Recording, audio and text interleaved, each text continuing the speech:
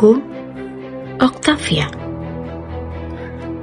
Pernah gak kalian ngebayangin gimana hidup kita sehari-hari tanpa media? Tanpa televisi, tanpa radio, tanpa internet, atau koran? Tentu akan terasa hampa, bukan? Nah, kalian sadar gak kalau semua itu merupakan bagian dari media massa? Di video ini, aku bakalan ngebahas tentang media massa beserta contoh penerapannya dalam kehidupan kita sehari-hari. Media massa adalah sarana atau alat komunikasi yang digunakan untuk menyampaikan pesan, informasi, atau hiburan kepada masyarakat luas. Disebut massa karena sasarannya adalah masyarakat dalam jumlah besar, bukan hanya satu atau dua orang saja. Media massa punya kekuatan luar biasa untuk membentuk cara kita berpikir, cara kita bersikap, bahkan mengambil keputusan. Bayangkan saja, satu berita di televisi atau media sosial bisa menyebar dengan sangat cepat bahkan ke seluruh dunia hanya dalam hitungan detik.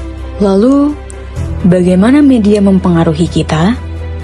Dalam hal ini, ada beberapa teori komunikasi massa yang menjelaskannya. Yang pertama, aku ambil teori jarum hipodermik, di mana menurut teori ini, media massa memiliki kekuatan besar untuk menyuntikkan pesan langsung ke pikiran audiens. Ibarat jarum suntik, informasi dari media langsung masuk dan mempengaruhi pikiran dan perilaku orang yang menerimanya. Contohnya, kalau ada iklan di TV yang bilang sebuah produk membuat kita lebih keren, banyak orang bisa langsung percaya tanpa berpikir panjang.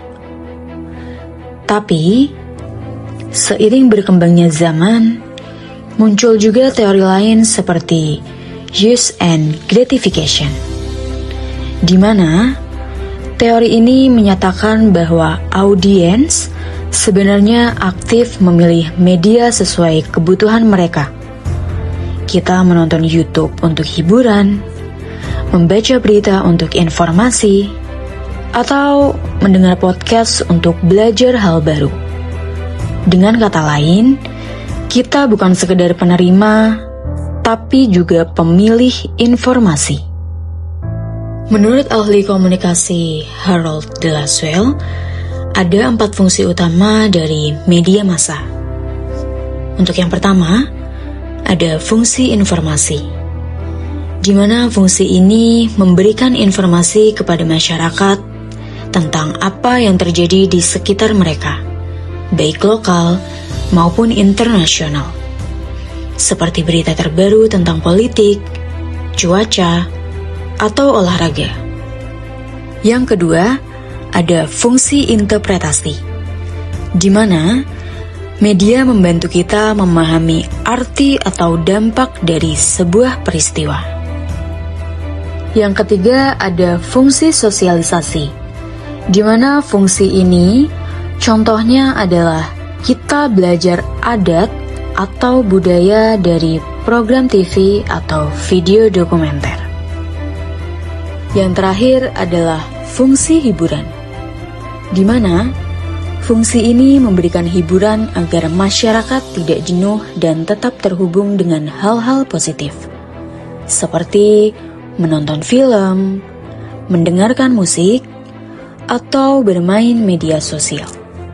Jadi teman-teman, media massa adalah bagian dari hidup kita sehari-hari. Tapi, jangan hanya jadi penikmat. Jadilah pengguna media yang cerdas. Pilih informasi yang bermanfaat, jangan mudah terprovokasi, dan selalu cek kebenaran sebelum membagikan berita. Dengan memahami teori-teori komunikasi dan fungsi media, kita bisa menjadi generasi yang melek media dan berpikir kritis. Terima kasih sudah menyimak. Sampai jumpa di materi berikutnya.